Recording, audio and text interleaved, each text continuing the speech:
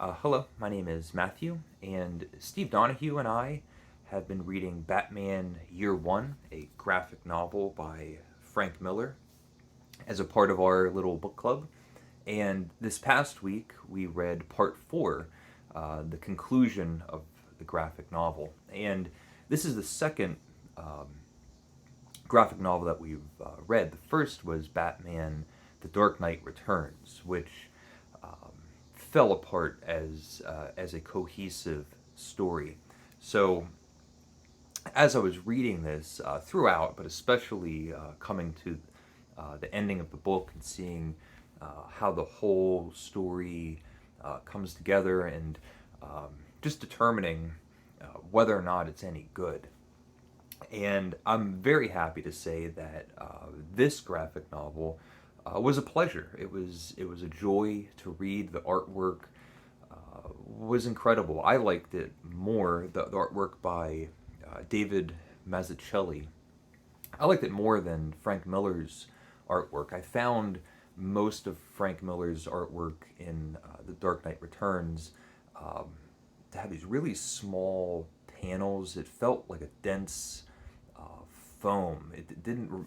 It wasn't what I imagined as comic book panels compared to what's his name, Mazzucchelli's, which just has the look that I typically identify with a comic book, and not only with um, the composition, the arrangement of the panels, but um, the art itself within the panels. I think his color choices, the way that he shows um, the nighttime, and his decisions to have really wide, long shots or close-ups, or the details that he chooses to um, put forth, and the big panels that he has. Let me see if I can find one. Like there's Batman in this sort of bat wing um, flying mobile that he's made. It's just great. So this is Batman's. The graphic novel is Batman's first year in Gotham City. A brilliant decision was to also have this be Lieutenant Gordon's first year on the police force. And so we have these two main storylines running in parallel and then bumping together with periodic intersections, which are pivotal to the whole story. How Batman and Lieutenant Gordon kind of meet each other and learn if they can trust one another. They both have these moments of realization that whatever they're trying to do, clean up Gotham City's streets, straighten out the corruption within the police department, they both realize that they can't do it alone. Lieutenant Gordon, while he's on the job, and Batman, this one man army in the middle of the night. They need assistance. And part four is mostly a story, primarily a story of Lieutenant Gordon. He, very disappointingly, um, has been having a tryst, um, having an affair while he's married, and his wife is pregnant with a child. So he has a colleague, this pretty assistant that he's been eyeing up and having flirtatious moments, which has been increasing throughout the story until it finally breaks, and their late night coffee after a long day's work turns into a kiss. And we see this sort of back and forth with Jim Gordon um,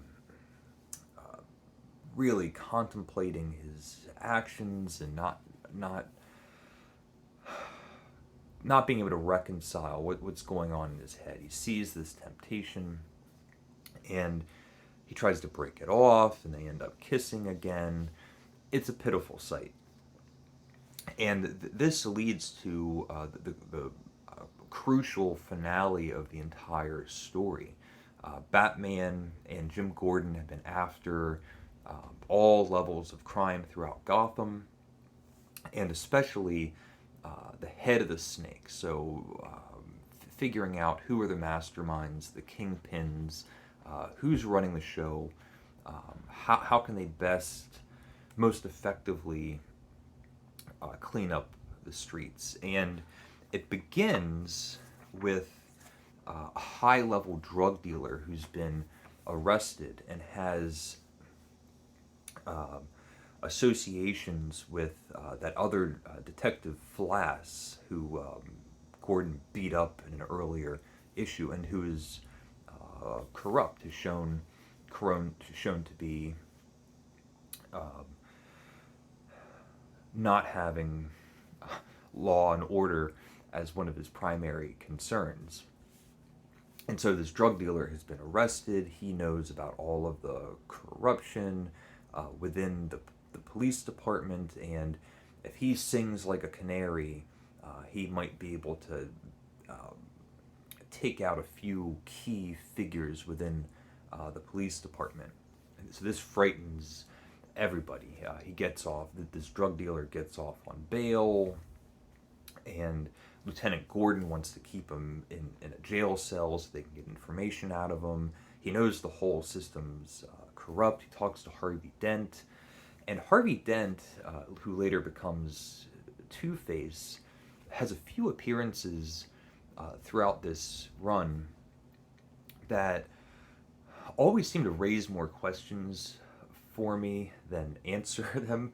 What his relationship is with Gordon, but also Batman. There was a scene where Batman is like hiding behind a table in Dent's office, and while Lieutenant Gordon is in the room, and as far as I could tell, it was never explained whether or not Dent knew Batman was there or not.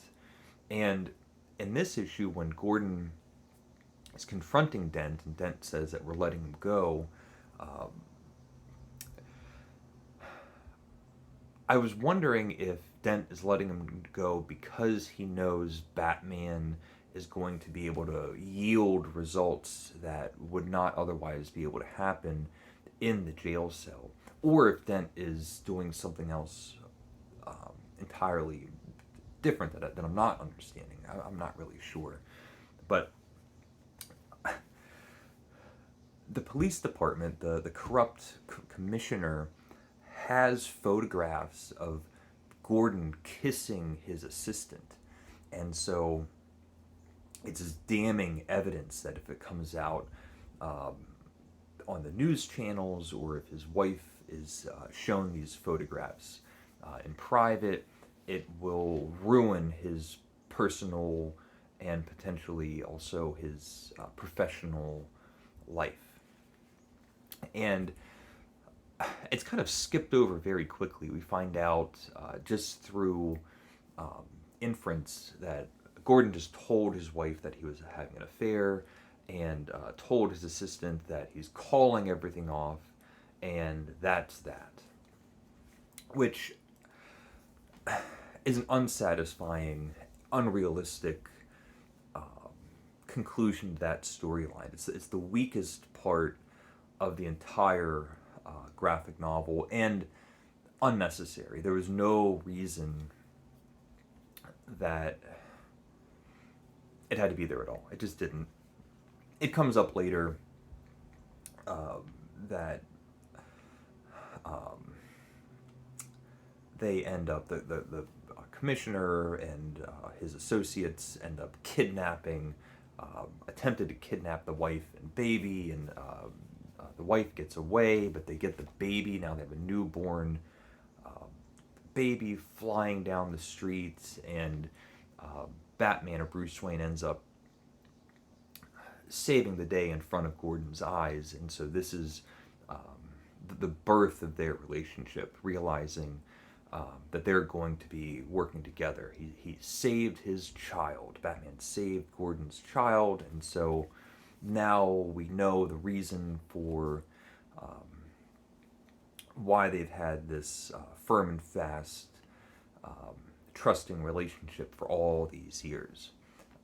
The story of the affair just didn't need to be there in order for that storyline to happen. It just, it's not that that doesn't make sense, it's just disappointing and unnecessary.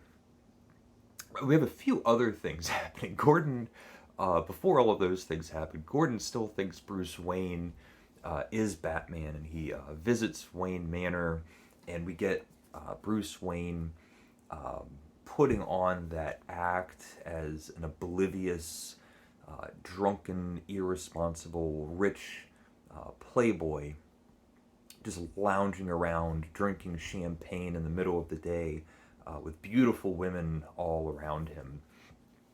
And Gordon's trying to interrogate him and getting nowhere, but being awfully suspicious about the whole thing. At the very least, it's entertaining. It was an entertaining little set piece.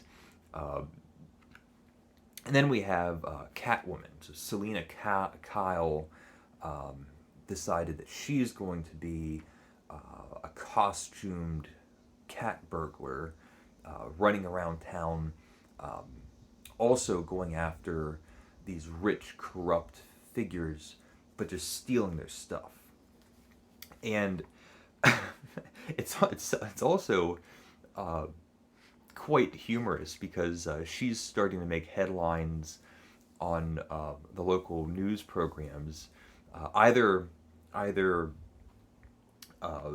being mistaken for Batman, or finally the last thing that we hear is that she must be Batman's assistant, and is like driving Selina Kyle up the wall.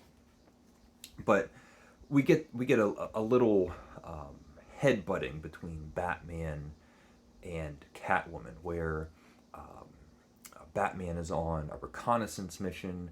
He's flying that Batwing thing right at the very same night or same exact time that Catwoman wants to be burglarizing this house, and it's part of the corrupt police force, or it's one of the drug dealers. They're all kind of connected. But Batman's trying to get information to figure out what's going on with the drug dealer that's been arrested, that might eventually take down the police department. And Catwoman kind of mucks all of those things up. But Batman was able to get enough information to know that they're not going to be killing anybody. They're not going on a killing spree. It's going to be smarter for them to have a blackmailing scheme. That's what leads to the eventual kidnapping of Gordon's baby. They're going to kind of put a foot on his throat until he falls in line. And it's the middle of the day, so we get that scenario where Bruce Wayne can't turn into Batman. He just has to be this dark, leather-bound figure on a motorcycle. And he's zipping around. Gordon's following him. Bruce Wayne's following Gordon, who's following the kidnapper. They end up on a bridge, and there's a car accident. The baby goes over the bridge, and Bruce Wayne jumps over the bridge, saves the baby, saves the day. Gordon and his wife are indebted to Bruce Wayne, and we just have this moment at the end. Gordon doesn't have his glasses on, and so it's quite ambiguous. He goes, "Well, I can't really see who you are, but thank you."